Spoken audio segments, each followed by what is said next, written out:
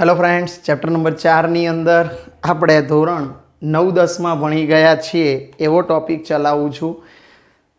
Chapter 4 માં ઘણું બધું ધોરણ 9-10 માં ભણી ગયા છો એના રિલેટેડ છે।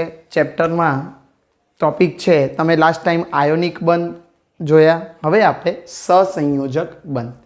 સહસંયોજક બંધ આપણે ક્લોરીનના ઉદાહરણ દ્વારા પહેલાં સમજી લઈએ। તો મિત્રો, ક્લોરીનનો પરમાણુ ક્રમાંક કયો? तो तमे लोग जाणो छो क्लोरीन परमाणु क्रमांक ए कयो छे? तो एनो परमाणु क्रमांक 17। इलेक्ट्रॉन रचना शू? तो नियोन 3s2 3p5 तमारी सामे छे। हवे नियोन 3s2 3p5 जे छे एनी बाह्यतम कक्षामां केटला इलेक्ट्रॉन? 7 छे।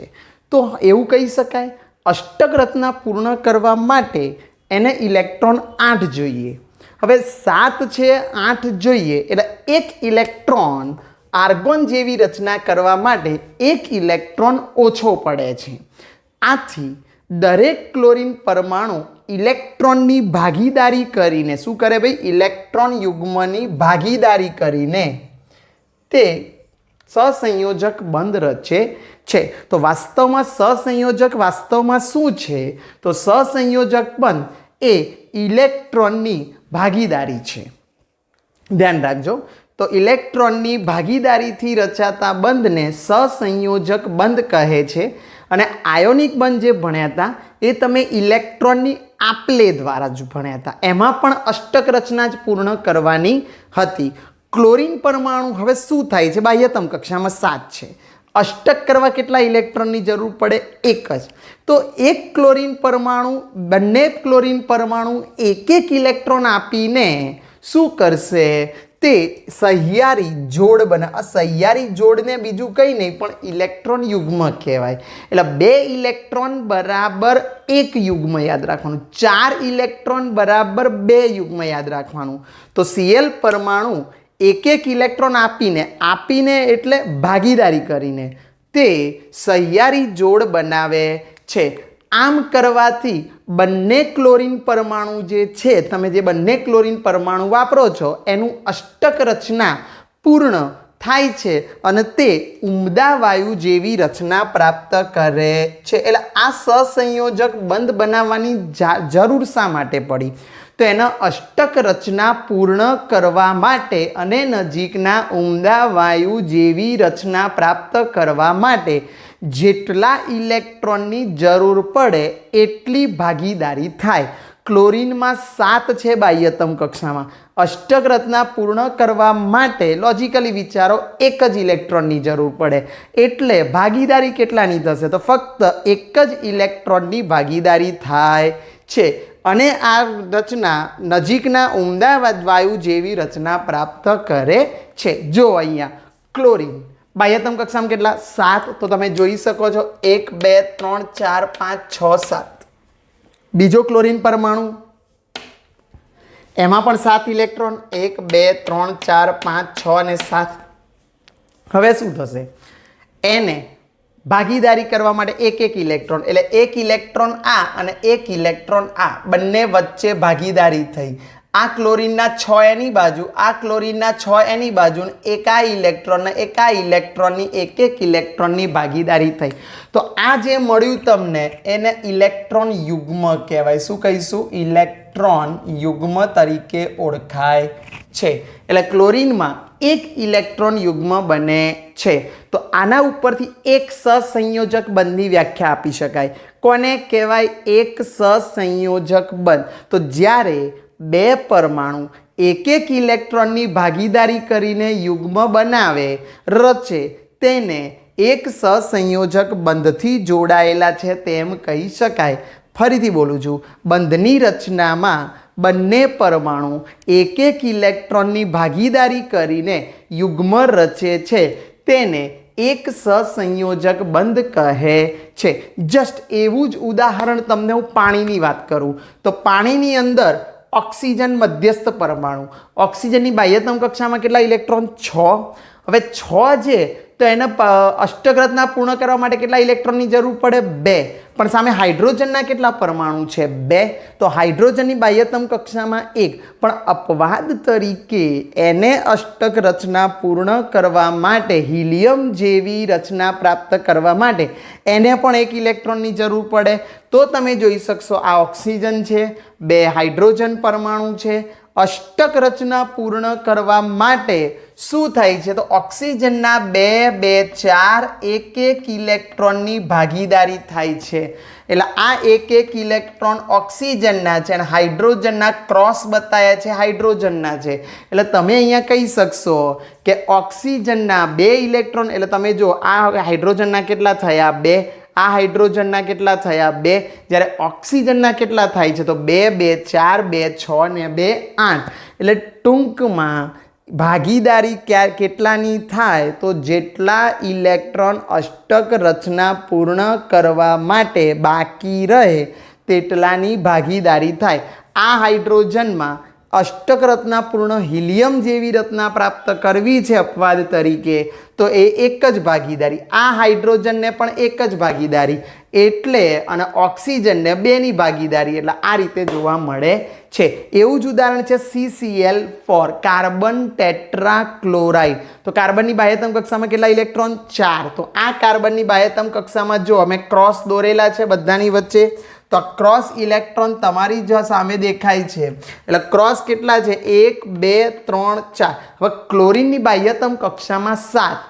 તો 7 અષ્ટક રચના પૂર્ણ કરવા માટે ક્લોરીનને કેટલાની જરૂર પડે? 1.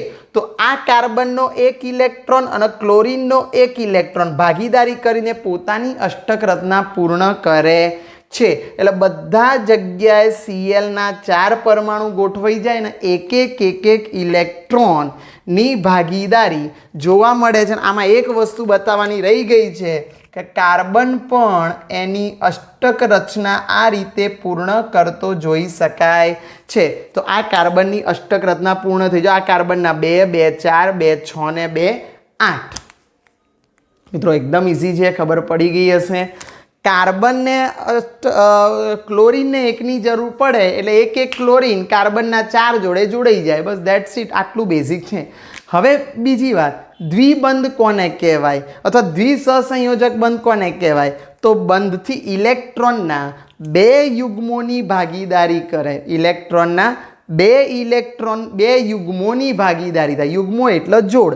1 જોડ નહીં, કેટલી જોડ? 2. એટલે ટોટલ ઇલેક્ટ્રોન 4. તો ઇલેક્ટ્રોનના 2 યુગ્મોની ભાગીદારી કરે તો તેમની વચ્ચે રચાતા બંધને કયા બંધ તરીકે ઓળખાય છે? દ્વિબંધ તરીકે ઓળખાય છે. તો દ્વિબંધમાં એક વસ્તુ યાદ રાખવાનું, કેટલા યુગ્મો જોઈએ? 2 યુગ્મો. મારા શબ્દો સાંભળજો. 1 યુગ્મ બરાબર 2 ઇલેક્ટ્રોન, 2 યુગ્મો બરાબર 4 ઇલેક્ટ્રોન. જસ્ટ એનું એક્ઝામ્પલ લઈએ તો CO2, કાર્બન ડાયોક્સાઇડ. હવે સાંભળજો, ઓક્સિજનની બાહ્યતમ કક્ષામાં 6. તો જો અમે 2, 2, 4, 2, 6 મૂકી દીધા. ઓકે, આ ઓક્સિજનની બાહ્યતમ કક્ષામાં 6 છે, તો 2, 2, 4, 2, 6 છે. હવે શું થાય છે? તો કાર્બન, એક જ મિનિટ, અહીંયા ઓક્સિજનની એક ભૂલ થઈ રહી છે ઉતાવળમાં. તમે જો ધ્યાન રાખો, ઓક્સિજનના 6 હવા માટે 2, 2, 4 અને અહીંયા 2, 6 થશે. ધ્યાન રાખજો. ઓકે, હવે અહીંયા જોજો, અહીંયા પણ ઓક્સિજનના ફક્ત 4 ઇલેક્ટ્રોન, છઠ્ઠા 2 બાકીના ઇલેક્ટ્રોન આ કાર્બનના 2 સાથે ભાગીદારી કરશે અને આ ઓક્સિજનના 2 ઇલેક્ટ્રોન આ કાર્બન સાથે ભાગીદારી કરે છે. એટલે કાર્બનની 8 થયા. જો 2, 2, 4, 2, 6 ને 2, 8. અને આ ઓક્સિજનના પણ 8 થઈ ગયા અને આ ઓક્સિજનના પણ 8 થઈ જાય છે. તો તમને આ વસ્તુ પરફેક્ટલી આવડવી જોઈએ. ઓકે, CO2 નું બંધારણ જો, ઇલેક્ટ્રોન કેટલા? 4. તો બોન્ડ કેટલા? 2. જો ઇલેક્ટ્રોન કેટલા હોય? 2. તો બોન્ડ કેટલો આવે? 1 જ. હવે હું એક બીજું ઉદાહરણ લઈએ છીએ આપણે, આલ્કીન. આલ્કીનમાં કાર્બન કાર્બન વચ્ચે ડબલ બોન્ડ હોય. ઓકે, તો C અને C વચ્ચે ડબલ બોન્ડ એટલે 4 ઇલેક્ટ્રોન.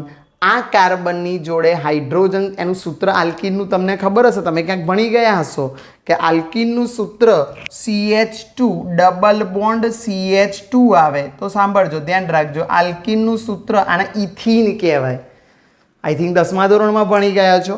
તો ઇથીનમાં કાર્બન કાર્બન 2 મૂકી દીધા પહેલાં. ઓકે, ડબલ બોન્ડ છે એટલે કેટલા ઇલેક્ટ્રોન વચ્ચે મૂકી દીધા? 4. હવે દરેક હાઇડ્રોજનને અષ્ટક રચના પૂર્ણ કરવા માટે એક એક ઇલેક્ટ્રોનની, એટલે આ હાઇડ્રોજન જોડે એક ઇલેક્ટ્રોન, આ હાઇડ્રોજન જોડે એક ઇલેક્ટ્રોન, આ હાઇડ્રોજન જોડે એક ઇલેક્ટ્રોન, આ હાઇડ્રોજન જોડે એક ઇલેક્ટ્રોન. તો દરેક આ કાર્બનના જો 2 વપરાય કાર્બનના, 2 અહીંયા, 2 કાર્બનના અહીંયા વપરાય, કાર્બનના 2 અહીંયા. તો ધ્યાન રાખો, અહીંયા કાર્બન કાર્બન ડબલ બોન્ડ અને અહીંયા જો વચ્ચે 4 ઇલેક્ટ્રોનનો ડબલ બોન્ડ અને બાકીની જગ્યાએ સિંગલ બોન્ડ જોવા મળે છે. આવી જ રચના જો 3 યુગ્મોની, 3 ઇલેક્ટ્રોન યુગ્મોની ભાગીદારી, શબ્દ ક્યાંક ભૂલ થાય છે, 3 ઇલેક્ટ્રોન યુગ્મની ભાગીદારી, ખોટું છે આ, ઇલેક્ટ્રોન યુગ્મ ની ભાગીદારી કરીએ તો તેને ત્રિબંધ કહેવાય. હવે નાઇટ્રોજનની વાત કરું તો નાઇટ્રોજનની બાહ્યતમ કક્ષામાં કેટલા? 5.